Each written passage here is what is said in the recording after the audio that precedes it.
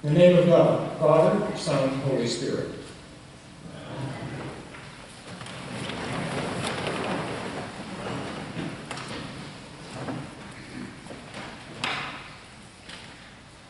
Today is the feast of Christ the King.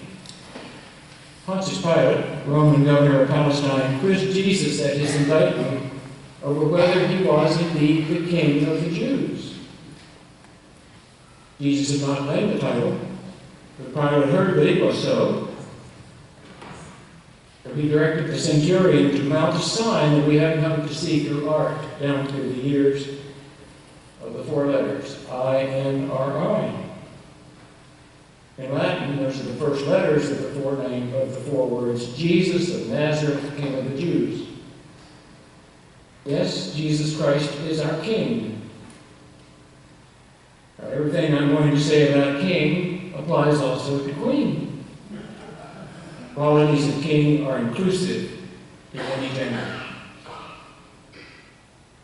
To be a Christian is to be a king or king-like. I believe this means three things. It means that you and I, as kings, are powerful, that we're compassionate, and that we are hospitable.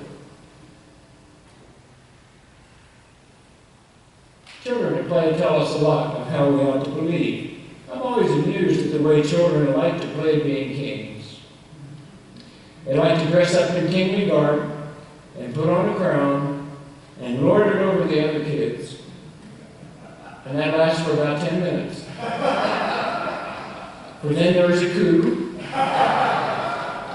Somebody decides that king has been on his throne for long enough, and he overthrows the present monarchy, and they all start all over again. Now this tells us a lot about power, and how powerful children at times feel that they are. I think they're onto something. For we, all of us, regardless of our situation in life, are very powerful people. We can injure very easily, and we can comfort and strengthen just as easily. The letter of James is very eloquent about our ability to injure through our words. The tongue, James writes, is the most potent organ of the body. How easy it is to injure through judgments of others, an injury that may take months to heal, if ever. I had a Sunday school teacher many years ago who told us to say something about someone only if that makes that person stronger. I think she may have been a very wise teacher.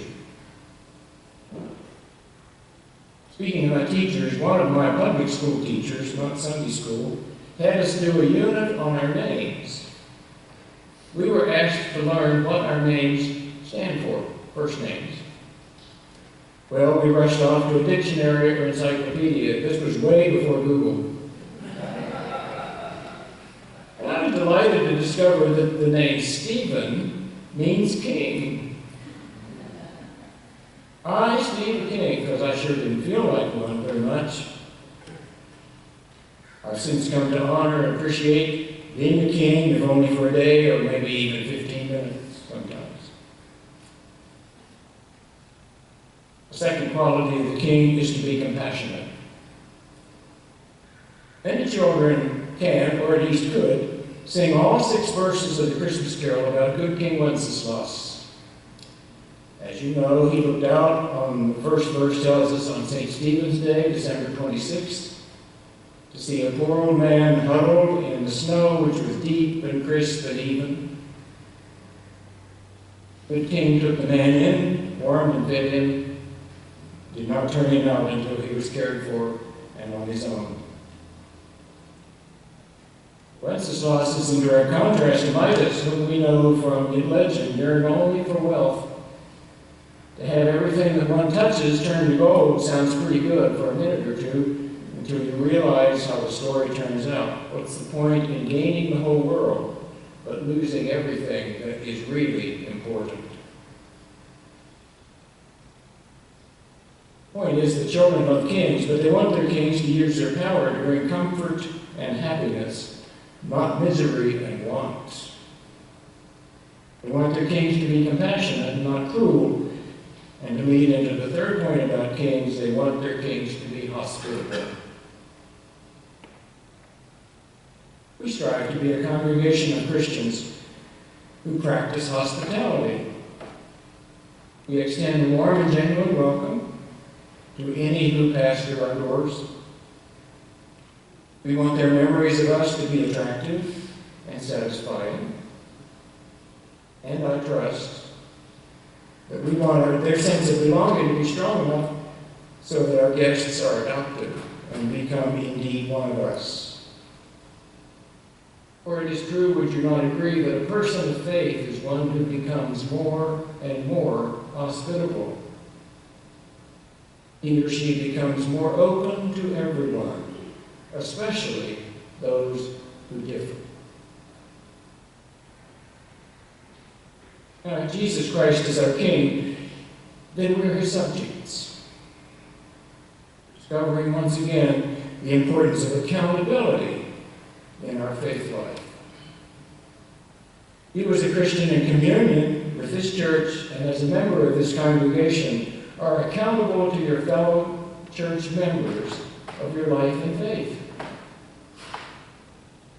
The important thing here is that we are all accountable to live a life worthy of our calling as Christians.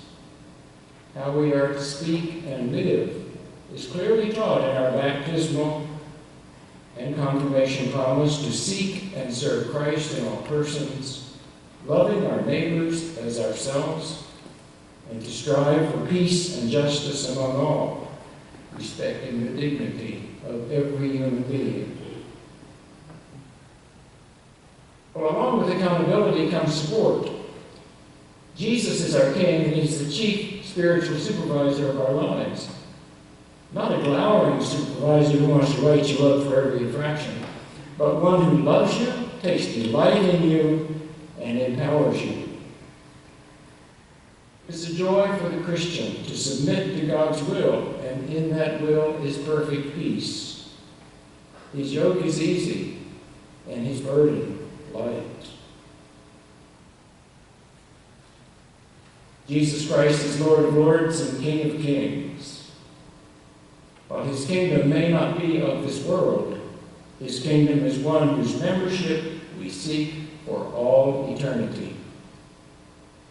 Come quickly, Lord and King Jesus.